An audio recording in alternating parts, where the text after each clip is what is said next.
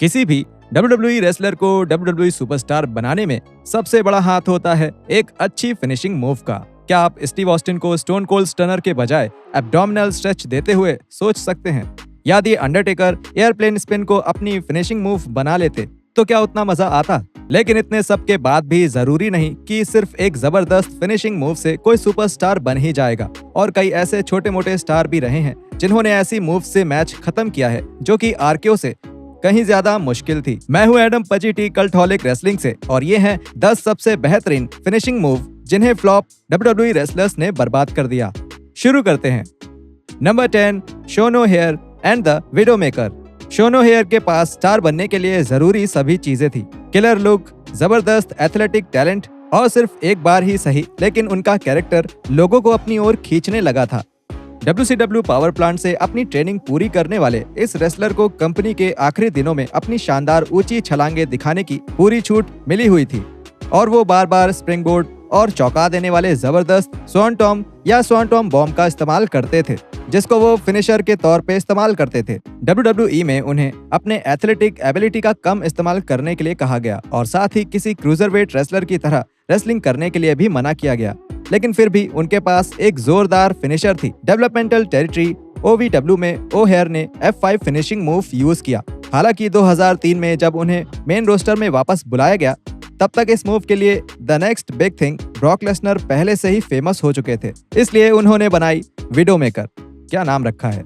इस मूव की शुरुआत में ओहेयर अपने ओपोनेंट को फायरमैन की कैरी पोजीशन में उठाते हैं लेकिन फिर वो अपने ओपोनेंट को पीछे की ओर गिरा देते हैं और खुद अपने घुटनों के बल बैठ जाते हैं। भले ही ओहेयर ने हीट एंड वेलोसिटी में कुछ छोटे मोटे रेसलर के खिलाफ विडोमेकर फिनिशिंग मूव का इस्तेमाल किया, लेकिन स्मैकडाउन में इस मूव ने ओहेयर को कुछ बड़ी जीत भी दिलाई जिसमें एडी गुरेरो और रिकिशी जैसे बड़े रेसलर्स के खिलाफ मिली जीत भी शामिल है। लेकिन अफसोस की बात है कि इसके अलावा वो और कुछ खास नहीं कर सके। Number 9, Luther Reigns and the rain of terror. Luther Reigns कई मायनों में बाकी आम WWE रेसलर की तरह ही थे, खास तौर पे द रूथलेस एग्रेशन एरा में जिसका वो हिस्सा थे। बड़ा, ताकतवर, काले बूट्स और काली ट्रंक्स पहनने वाला ये रेसलर वैसे ही लड़ता था जैसे किसी नए नए OVW से निकले मोटी बुद्धि के रेसलर से उम्मीद होती है। कुछ समय तक वो मार्क जिंड्रैक और कर्ट एंगल के साथ थे। WWE को लूथर से बहुत उम्मीदें थीं और कंपनी ने उन्हें आगे बढ़ाना शुरू कर दिया। यहाँ तक एडी गुरेरो और दी अंडरटेकर के खिलाफ सीधे सिंगल मैच का मौका भी मिला, लेकिन वो इन उम्मीदों पर कभी खरा नहीं उतर पाए और WWE मेन रोस्टर से 1 साल पहले ही बाहर हो गए। लेकिन चाहे कुछ भी हो, उनकी फिनिशिंग मूव काफी शानदार थी। रेन ऑफ टेरर नाम की ये मूव जिसमें वो अपने ओपोनेंट को रिवर्स DDT पोजीशन में पकड़कर एक हाथ के सहारे उन्हें तेजी से पीछे घुमा देते थे जिससे रेसलर को व्हिप्लैश फ्रंट बम्प का झटका लगता था। हाइब्रिड DDT नेक ब्रेकर कॉम्बिनेशन की तरह द रेन ऑफ टेरर भी बहुत हद तक नॉकआउट ब्लो की तरह ही दिखती थी। अगर रेंस के लंबे बाल होते और उनका पहला नाम समोन होता और वे स्पेयर मूव यूज करते तो शायद वे कभी एक बड़े स्टार होते। Number 8, Ultimo Dragon and the SI DDT।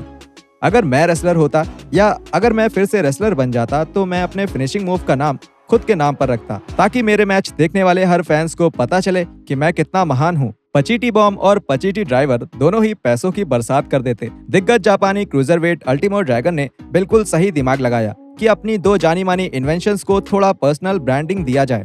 इतना पर्सनल कि उन्होंने अल्टीमो या ड्रैगन के बजाय अपनी असली सरनेम SI ही इस्तेमाल कर लिया। उन्होंने 1990 के दशक की शुरुआत में SI मूनसॉल्ट नाम की एक फिनिशिंग मूव का इजाद किया। इसमें मिडिल रोप से कूदना, हवा में बैकफ्लिप करना और रिंग के बाहर ओपोनेंट पर लैंड करना शामिल था। उस समय इसे देखने का अपना ही मजा था। 2003 में जब उन्हें WWE में मौका मिला तो उन्होंने सबके सामने अपनी नई मूव SI DDT को पेश किया।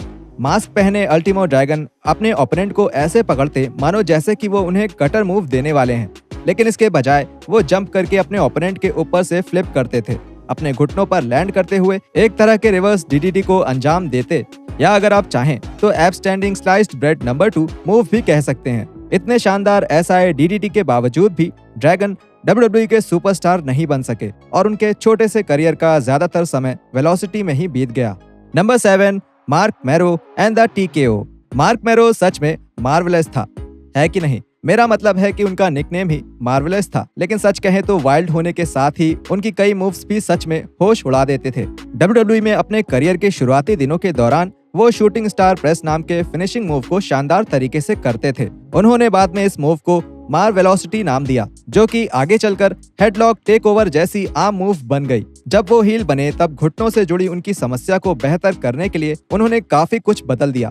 इसके बाद वे बॉक्सिंग शॉर्ट्स पहनने लगे और बाल कटवा दिए। इसके बाद उन्होंने अपनी नई फिनिशिंग मूव TKO को लिया, जो कि क्लासिक कटर का एक शानदार वेरिएशन था। अपने ओपोनेंट को कंधे में उठाकर मैरो उन्हें घुमाते हुए अपने कंधों से नीचे गिराते, जिससे वो मुंह के बल जमीन पर गिरते थे। ये देखने में जबरदस्त था और इससे मैरो का करियर 7वें आसमान पर जा सकता था, लेकिन ऐसा कुछ नहीं हुआ क्योंकि वो अपनी पत्नी के पीछे कहीं छिप गए और वो धीरे धीरे गिरते हुए रेसलिंग की दुनिया से गायब हो गए। फिर ब्रॉक लेसनर ने सेबल के साथ साथ काफी हद तक उनकी फिनिशिंग मूव को भी चुरा लिया। यहाँ एक सबक है, लेकिन पता नहीं क्या है। खैर, मुझे उम्मीद है कि मार्क अच्छे होंगे। Number 6, Simon Dean and the curb stomp. Mike Bucci, जो ब्लू वर्ल्ड ऑर्डर के सदस्य थे और सुपर हीरो नोवा की तरह बनना चाहते थे, अक्सर ऐसी अनोखी और अजीबोगरीब मूव्स इजाद करते या जापान से कॉपी करते थे, जिन्हें ज्यादा पढ़े लिखे माने जाने वाले ECW के फैंस ने भी पहले कभी नहीं देखा था। नए नए मूव इजाद करने वाले माइक बुची ने मेन स्टेज WWE में आने के लिए अपने पूरे कैरेक्टर को ही बदल दिया। वो लंबे बालों वाले कॉमिक बुक रीडर से एक फिटनेस फ्रीक में बदल गए। अपनी लुक, गिमिक और रेसलिंग स्टाइल को लेकर चाहे उन्होंने कितनी ही नौटंकी की हो, लेकिन अपनी शानदार फिनिशिंग मूव्स के लिए अपना प्यार वैसे ही बनाए रखा।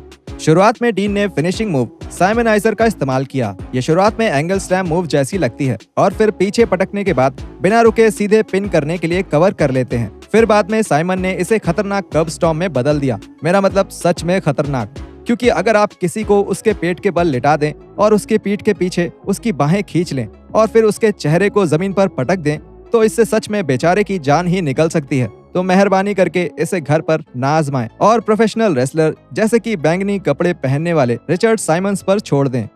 Number 5, Tyler Reks and the burning hammer. Curb stomp की तरह बर्निंग हैमर भी एक बहुत खतरनाक मूव है, जिसे अगर गलत तरीके से परफॉर्म किया गया तो रेसलर को सच में चोट लग सकती है।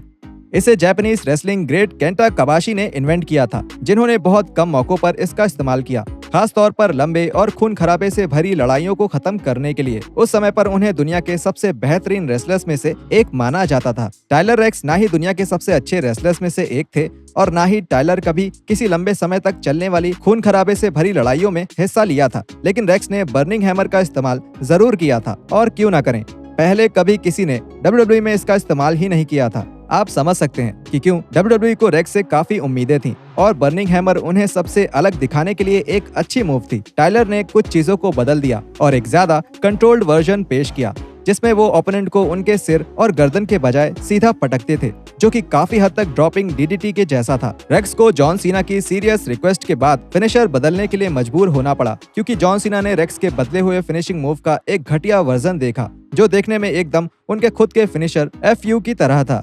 Number 4, Marcus Corvon and the pounds.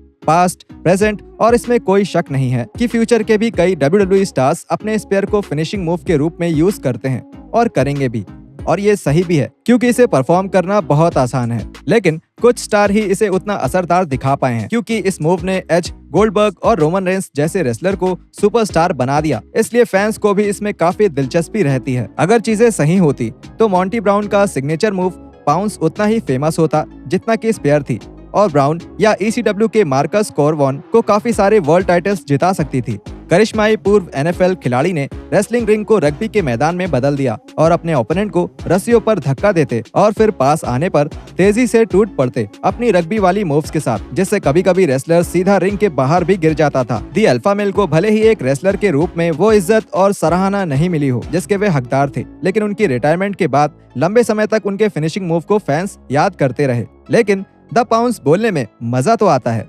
Number 3, a train and the train wreck. WWE Matt Bloom को आगे ले जाना चाहते थे और इसके लिए उनको कई अलग अलग गिमिक दिए गए और काफी ज्यादा सपोर्ट भी किया गया, भले ही उन्होंने अपने किसी भी सिंगल मैच में बढ़िया परफॉर्म नहीं किया था। 2000 के दशक की शुरुआत में एल्बर्ट ए ट्रेन बन गए और उन्हें स्मैकडाउन रोस्टर के अपर मिड कार्ड में पहुंचा दिया गया। ट्रंक्स और पीठ पे हद से ज्यादा बाल ही सिर्फ उन्हें बाकी लोगों से अलग नहीं बनाते थे, क्योंकि ए ट्रेन ने अपनी पुरानी फिनिशिंग मूव बाल्डो बॉम्ब को हटाकर उसकी जगह ट्रेन रैक को अपनाया। मैं जानता हूं कि आप सब मुझसे एक बकवास जोक की उम्मीद कर रहे होंगे कि कैसे ब्लूम का WWE करियर अपने आप में एक ट्रेन रैक की तरह था, लेकिन मुझे लगता है कि हम तो इससे बेहतर ही हैं। लेकिन नहीं, असल में बेहतर तो नहीं है।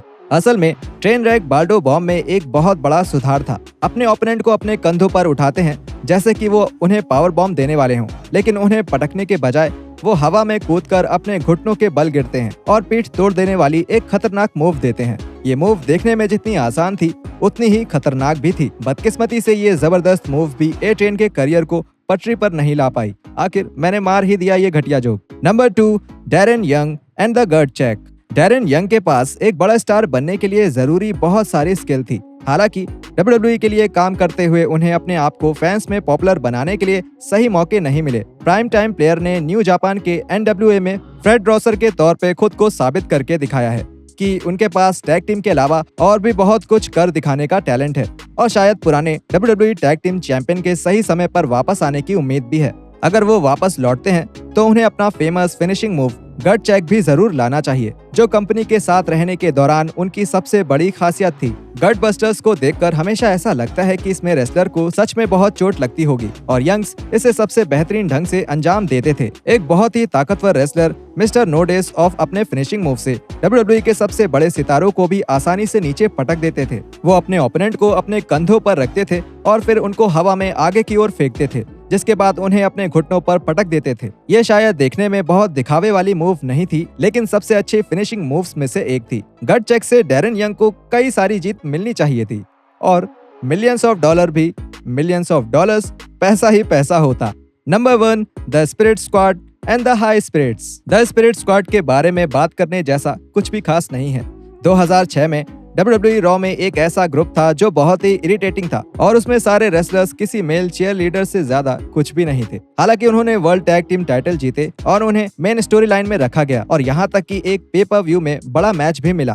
लेकिन WWE में उनका सबसे बड़ा कंट्रीब्यूशन रोजाना डी जनरेशन एक्स के हाथों बेइज्जत किया जाना और मार खाना था और कुछ नहीं तो उन्होंने कम से कम ज्यादा मेंबर्स होने की अपनी ताकत का फायदा उठाया और शानदार 5-मैन फिनिशर लेकर आए। अपने फिनिशिंग मूव हाई स्पिरिट्स में वे सभी मिलकर अपने ओपोनेंट को पकड़ लेते और 3 की गिनती पर उसे 8 से 9 फीट हवा में उछाल देते, जिससे वो जोर से नीचे गिरता, जो कि सच में किसी सीढ़ी से गिरने जैसा है। इसे देखकर ही सांसें रुक जाती हैं और जहां तक मैं सोच सकता हूं, इसमें मार खाने वाले की सच में सांसें रुक जाती होंगी, खासकर जब छलांग मारने के शौकीन शॉन माइकल्स या रॉब वैन डैम जैसे रेसलर्स इसका सामना करते हैं। स्पिरिट स्क्वाड WWE में किसी मजाक की तरह ही रहा होगा, लेकिन हाई स्पिरिट्स कोई मजाक नहीं था। हाँ, सिर्फ एक बार जब उन्होंने इसे बिग शो पर आजमाया, वो काफी मजाकिया था।